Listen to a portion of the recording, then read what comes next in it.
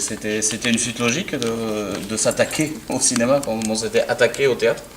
Parce que c'est une attaque en règle là, quand même. Hein, oui, c'est une attaque en règle. Oh, c'est jamais c'est méchant. bon enfant quand même. C'est bon enfant. Non, non, c'était pas une suite logique, c'était parce que la situation de la pièce, c'est-à-dire de tourner un film dans un théâtre et que le public soit les figurants de la pièce, donc du film, ça m'est arrivé. C'est-à-dire que je me suis retrouvé dans une situation où, avec mon ami Éric Leroc, on tournait un court-métrage et la séquence se passait dans un théâtre. On avait eu besoin d'avoir un public, un faux public. Donc on a fait appel à des figurants et on s'est retrouvé dans cette situation où on parlait, on était sur scène et on parlait aux gens, en disant bon alors maintenant il faut applaudir, maintenant il faut rire, etc.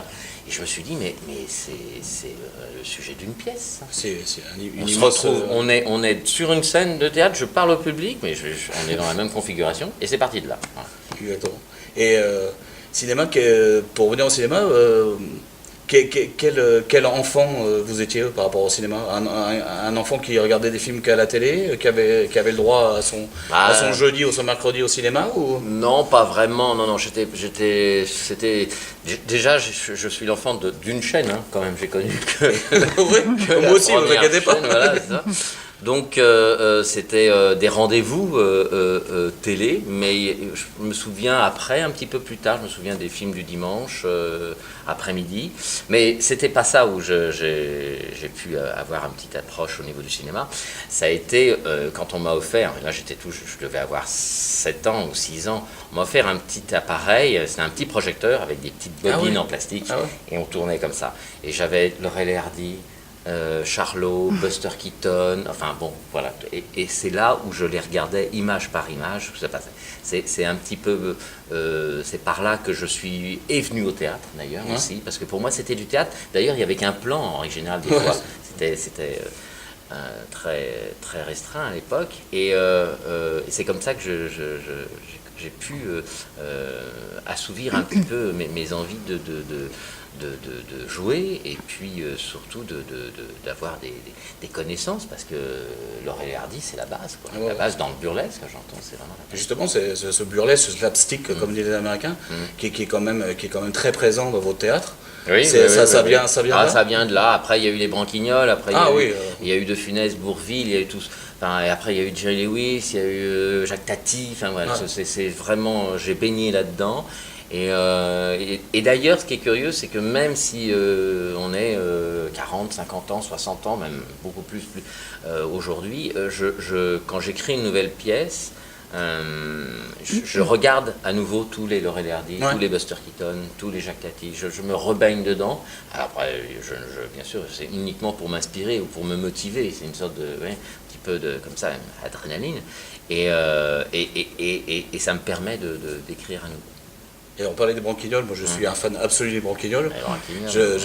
Quelque part, pour moi, vous êtes la nouvelle génération des Branquignoles. La nouvelle génération des Branquignoles. Parce que physiquement même, vous connaissez bien les Branquignoles, il y a un côté Pierre Olaf en vous.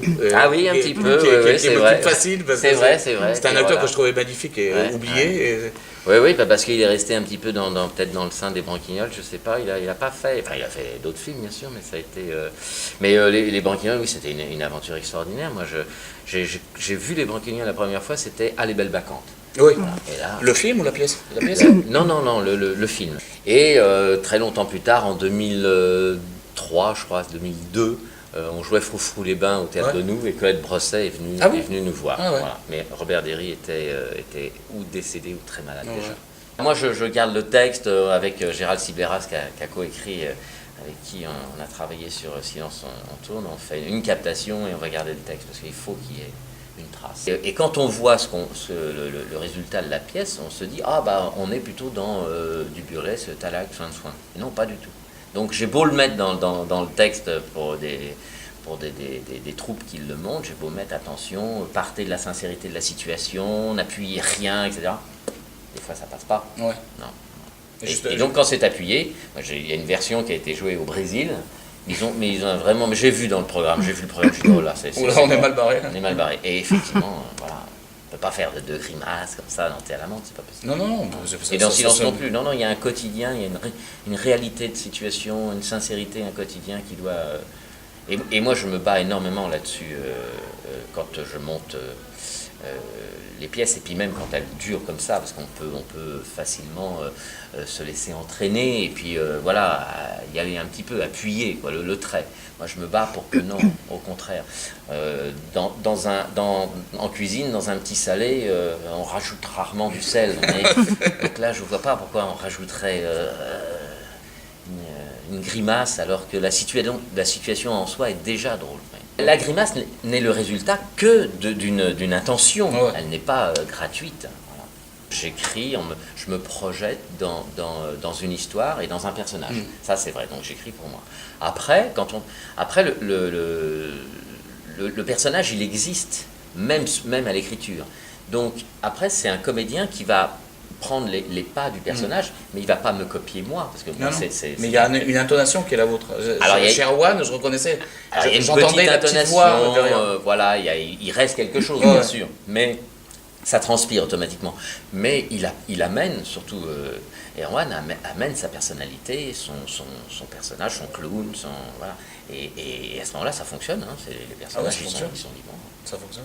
Comment on peut avoir une telle notoriété théâtrale ça a duré 8 ans, là c'est parti pour faire la belle durée, et qui est un manque de médiatisation totale du théâtre par rapport aux acteurs de cinéma. Ça permet de sortir tranquille du théâtre, on est moins agressé. Un petit peu moins agressé. Non, mais c'est vraiment de mondes différents. Il y en a très peu qui arrivent à passer, ce sont les têtes d'affiche, les grosses stars, mais autrement, non, c'est différent. Mais le théâtre draine beaucoup moins de gens.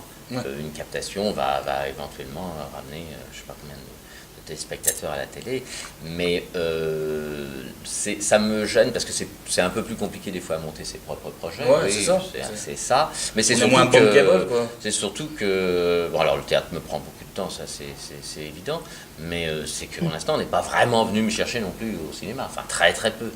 Justement est-ce qu'il y a totale volonté de votre part de participer à quand même à des aventures cinématographiques? Je pense que vous aimez ça. Ah oui, non, mais c'est une autre partie du métier quand même. Non, c'est une véritable envie. Ça restera peut-être une frustration si je n'arrive pas à aller au bout. Autant le théâtre, c'est très facile, je gère. On peut monter un spectacle déjà en faisant les décors dans son garage. Ça, maintenant, c'est plus ça, mais enfin, ça a commencé comme ça quand même. Mais autant un film, pour faire un film, quoique maintenant, ça commence, on peut peut-être faire un film avec un petit peu moins de moyens, mais autrement, il faut beaucoup de moyens.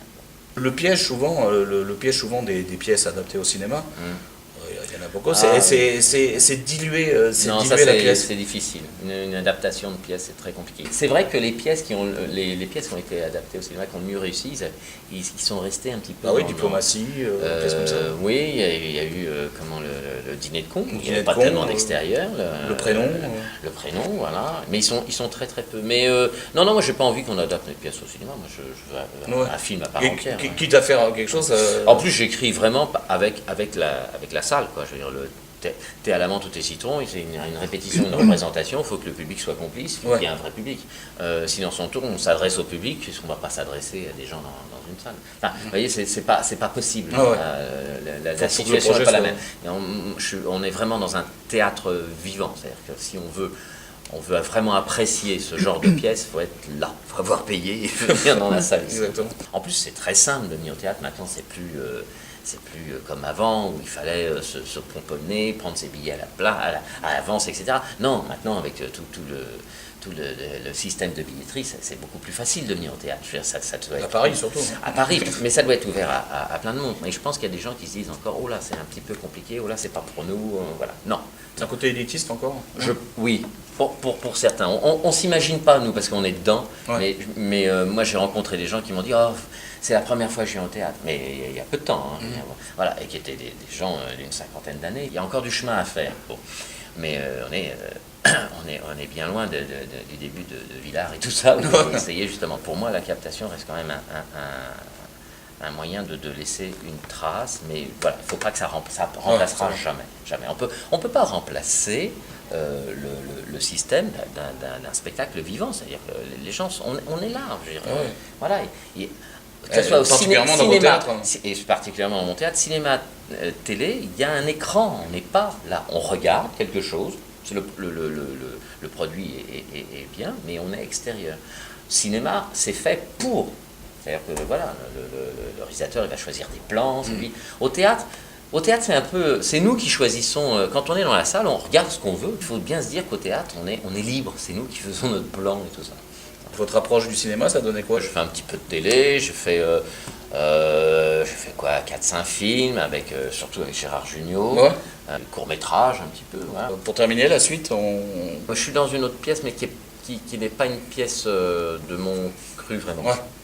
C'est-à-dire que Silence on tourne avec Gérald, c'était une idée qui venait de moi, donc c'est et votre là, bébé, quoi. voilà, là c'est une idée de lui, et hop, c'est moi qui vais venir vers lui.